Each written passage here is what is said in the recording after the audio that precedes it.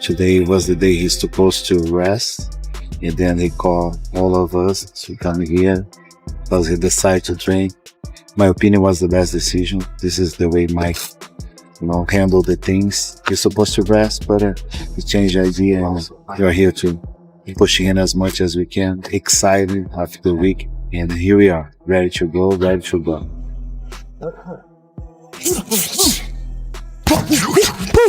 Yes. Look. Yes. Something feels different about the idea of Mike Tyson stepping into camp for a fight with Floyd Mayweather Jr. And it's not nostalgia, it's intensity.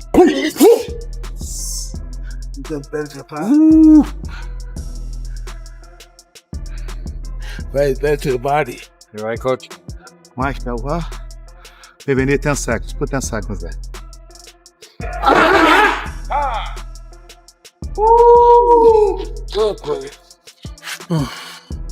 Good shit. That's a different animal. 12 rounds. 12 rounds. 12 rounds.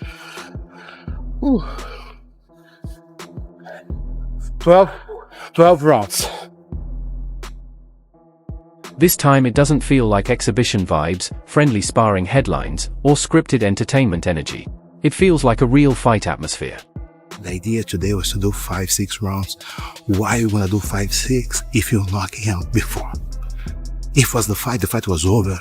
The fight was over. Then what you do is just extras. Mike go home today, happy, confident, and knock him out. I did my thing.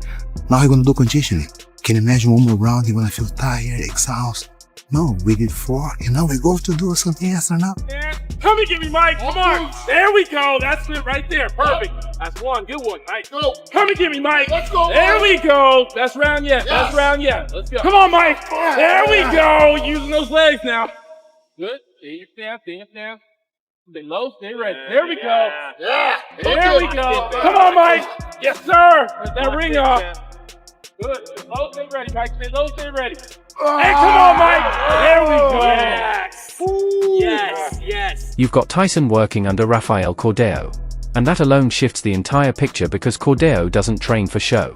He trains for controlled destruction. Excited. He wants to be there. He wants to one more time entertain people. He's a fighter, but he likes to entertain people. And this is what he fight for. He fight for all those people that he can see in the street. The people come to him and say, "You are the people's champ." So this is really motivating him to be in the gym from 8 a.m. to 6 p.m. every single day. Shoulders back. 1, 2, 3, 4, 5, 6, 7. Expect the biggest fight of the history. Why? Because we talk about Mike Tyson. We talk about Netflix, live on Netflix, something they never had before. Things like that you just can do with a name like Mike Tyson. The mitt work looks violent. The combinations look compact and explosive. And that signature forward pressure is being sharpened instead of softened. You can see the focus in Tyson's movements. Less showmanship, more purpose. Like every punch is being calibrated to close distance on a defensive genius. Okay. I'll be right. Round 1. Oh. Feel. Cut the ring. Exactly. Cut the ring. Exactly, Mike. Beautiful. Yes, just like that, Mike Tyson. Excellent, Mike. Excellent, Mike. You break him. Unpredictable. Exactly, Mike. Beautiful. Roll, Mike. Excellent. Excellent. Complete game. Complete game. Beautiful game. Complete. There's nothing to say. You're complete. Exactly. Just enough. Beautiful roll, Mike. Excellent roll. Excellent defense, champ. This is the perfect head position. This we talk about it. 40 seconds. You are winning the fight, so there's no reason for you to rush. We are winning the fight. All good for us. Clean shot, Mike. Excellent. Nice left hook. Up, up. We're done. The job is over. We're done. And on the other side, Floyd Mayweather isn't treating this like a spectacle either. From his training clips, the man still moves like time politely asked for permission before trying to slow him down. The reflexes are sharp. The footwork effortless. the speed still snapping like his prime years. Yeah, but right. Do it again. Yeah. Up. Right roll. Roll.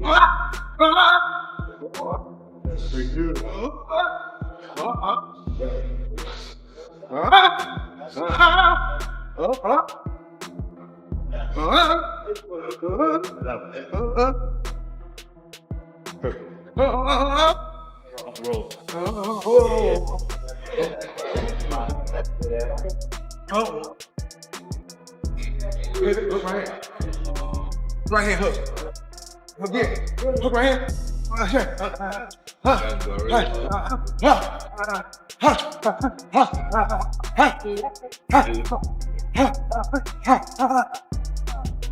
Good girl.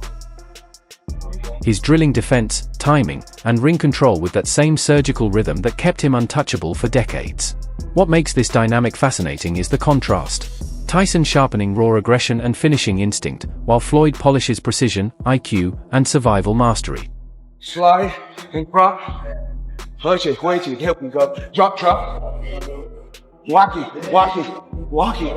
Touch it. Six. Punch it. Shut. Double up. No. Watch it. I step back like I have my distance. That's why I step. Shit, I have my distance. Fighters don't know their distance. You gotta know your distance. One preparing to unleash pressure and power under elite guidance. The other refining a style built on discipline and near-flawless execution. If both men truly step in without holding back, this wouldn't feel like a throwback moment. It would feel like two timeless fight identities colliding under modern preparation.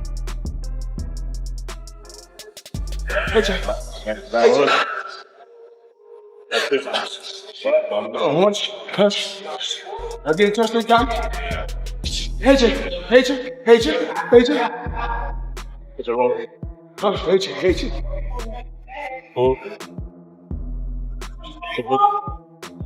That intense talk about Tyson unleashing power under Cordero while Floyd sharpens timeless speed suddenly crashes into Daniel Cormier's reaction like a cold bucket of reality. DC isn't speaking as a hype man. He's speaking like a combat athlete who understands danger math. The moment Cormier says we need to slow down, I'm already nodding because that's not negativity. That's perspective cutting through spectacle. I respect these two men so great a degree that it's hard for me to almost make negative statements about them. But I think that our job as talking heads is to tell you the truth, regardless of how much you admire someone or the applause and adulation you have for them.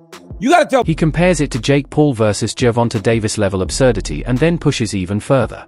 You can hear the disbelief building when he mentions a 200-pound presence against a historically smaller genius boxer. That's not just a weight gap, that's physics versus finesse. Then DC references Roy Jones Jr. saying, "That's Mike." And that line hits different because it subtly reminds us that even controlled legends carry unpredictable switches. What really stands out is when Cormier questions the motivation, pointing out these guys don't need money. And I'm thinking the same thing. This isn't desperation. It's legacy theater mixed with competitive ego. When Mike fought Jake Paul, a lot was made of him being 58 years old. He's in tremendous shape. I mean, I saw him, and even in there, right? He couldn't get going at the rate that he expected, but early, he was fighting like Mike Tyson. Floyd Mayweather's much younger, but he's so much smaller. So I get why Mike is like, yo, I don't know what this dude wants to do. Because there was a world where no one would ever thought that those guys would end up in the ring together. Yet here's the collision. Tyson hints it could be legendary, while Cormier doubts the violence level. One side selling myth, the other questioning realism. The health angle he raises about Floyd risking everything against a naturally heavier puncher isn't drama, it's logic.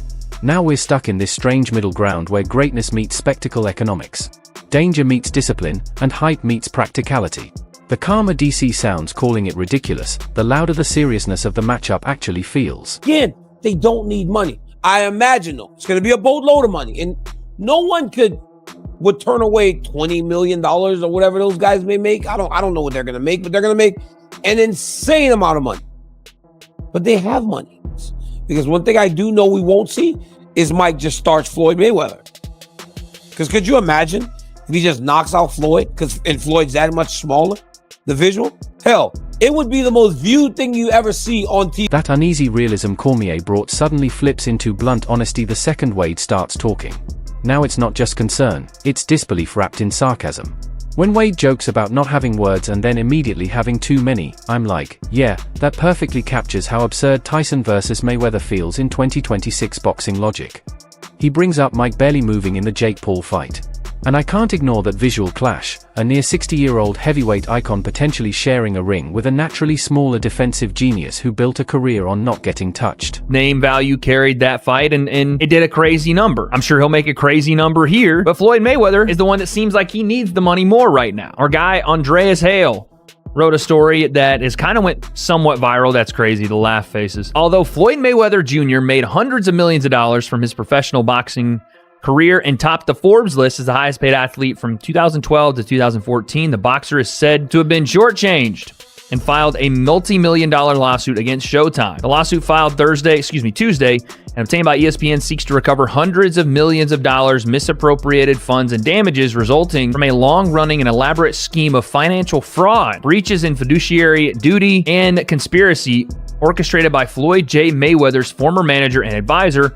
He even says he hopes both get paid while still sounding disappointed, which is such a conflicted fan perspective. Meanwhile, his skepticism about exhibitions delivering real intensity directly echoes Cormier's earlier doubts about authenticity. I'm seeing the pattern. Hype promises danger. Reality usually delivers controlled nostalgia.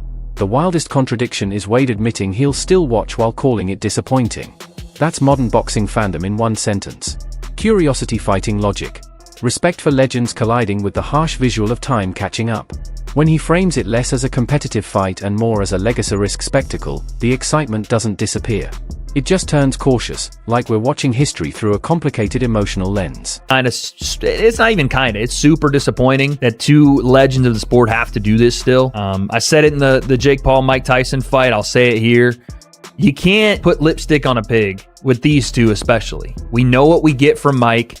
We know what we get from Floyd. This is going to be absolutely nothing. Like, we're going to sit here and watch nothing. And yeah, I'm going to watch it for sure. I'm going to cover it. If it's just for the sole reason of saying, yeah, this is not what we need, and highlighting what can happen to this new generation of fighters that are getting paid very well. They don't manage their money. Now it's not just fan emotion, it's veteran logic stepping into chaos.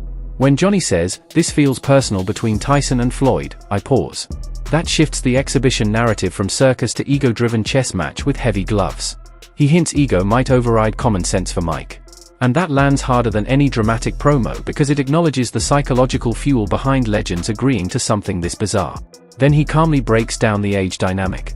Floyd still moving, still hitting the bag, still active, while Mike at 59 leans more on instinct and aura than sustained ring pace. You can almost visualize the stylistic frustration he's predicting. Well, if there are rules, nobody's going to stick to them. I don't believe in a million years Floyd Mayweather is going to stick to any script that's been written in regards to this exhibition. And I don't think Mike will either. I don't think, if there's anything scripted, allegedly, they said with Mike and Jake Paul, I don't think whatever's written down, there's going to be anybody sticking to the rules, because this is beyond what we see on TV. This is this is personal. These two guys work. Johnny paints the picture without yelling. Younger legs, smaller man, more movement versus older powerhouse hunting one clean moment. That's cinematic tension, not just mismatched talk. And when he says fans will watch through their fingers even if they complain, I'm nodding because that's painfully accurate boxing psychology. We critique it, debate it, and still tune in like it's a live argument unfolding in gloves. The cold truth comes when Johnny admits money and livelihood are part of the equation. Suddenly the legacy debate collides with reality, and the question shifts from, should they fight, to, why wouldn't they if the pay is massive? That's realism.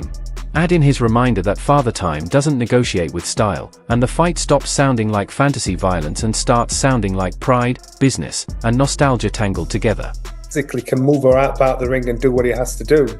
I think for Mike Tyson, he's going to be very frustrated. He will want to lay a shot on him to get rid of him, but unfortunately, you slow down, Father Time gets the better of us all. And even though I think when it comes to a fan's favourite, I'm quite sure most of the fans would love to see Mike Tyson put Floyd in his place, and that's probably what will be the attraction as well. But you've got to remember, Mike Tyson's 59 years old. You've got to remember, Floyd Mayweather is still hitting the bag in the gym. He's still moving around, even though he's 48 years old. So you've got to remember that. So you're going to buy into it, no matter how disgusting you think this fight is, no matter what complaints you have about it. You're going to. Tyson under Cordeo's intensity, the surgical sharpness of Floyd's training, Cormier's cold slowdown reality check, Wade's conflicted skepticism, Johnny Nelson's brutally calm logic. The picture stops looking like a simple exhibition and starts feeling like a psychological event wrapped inside a boxing match. One side preparing as if controlled aggression is still Tyson's native language, refining pressure, compact violence, and distance-closing instincts under elite guidance. The other moving with timeless Mayweather discipline, polishing reflexes, rhythm, and ring IQ like age is just a statistic politely ignored. Then analysts shift the tone again. DC questions the physics. Wade questions the purpose. Johnny questions ego versus common sense. Suddenly the narrative becomes layered instead of linear. A heavyweight icon sharpening intensity, a defensive genius maintaining elite precision, and a boxing world split between excitement and concern. That tension alone makes this feel bigger than a normal exhibition conversation. Drop your take in the comments. Let's really talk about it. And don't forget to like, share, and subscribe to Bushivolt. See you in the next one.